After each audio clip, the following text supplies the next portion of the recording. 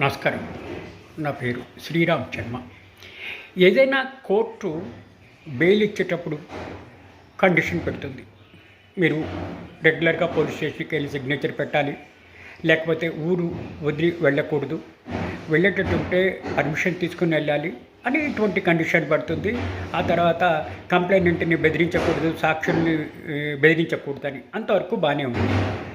ఒకవేళ సదరు ముద్దాయి గూగుల్ మ్యాప్లో అంటే తను ఎక్కడికి వెళ్తున్నాడో ఆ ఐఓకి చెప్పాలా, అలాంటి కండిషన్ పెట్టచ్చా అంటే దీన్ని నివృత్తి చేస్తూ గౌరవ సుప్రీంకోర్టు ఇద్దరు జడ్జిల ధర్మాసనం justice Abhay S Oka, justice Ujjal Bhuyan ఒక నార్కోటిక్ అండ్ డ్రగ్స్ కేసులో ఫ్రాంక్ విచ్చిస్ అనే వ్యక్తికి ఒక కోర్టు కండిషన్ పెట్టింది.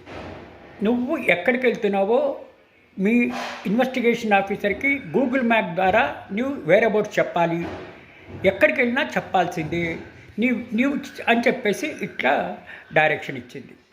ఈ డైరెక్షన్ ఛాలెంజ్ చేశాడు సదర్ వ్యక్తి.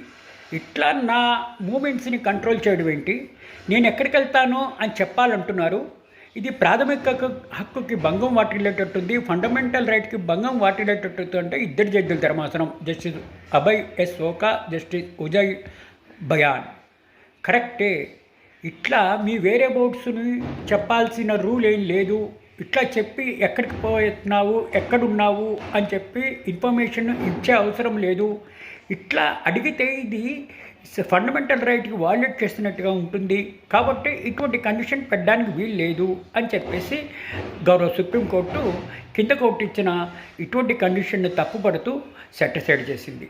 అంటే ఈ తీర్పు ద్వారా మనకి తెలిసేది ఏంటి, ఏదైనా క్రిమినల్ కేసులో ఇటువంటి కండిషన్ పెడితే గూగుల్ మ్యాప్ ద్వారా మీ వేరేబౌట్స్ చెప్పాల్సిందే, మీరు ఎక్కడికి వెళ్తున్నారో చెప్పాల్సిందే, మీరు ఏ ఇంట్లో నివసిస్తున్నారో చెప్పాల్సిందే అనే కండిషన్ ఉంటే అది తప్పు అని ఈ తీర్పు ద్వారా మనకు తెలుస్తోంది.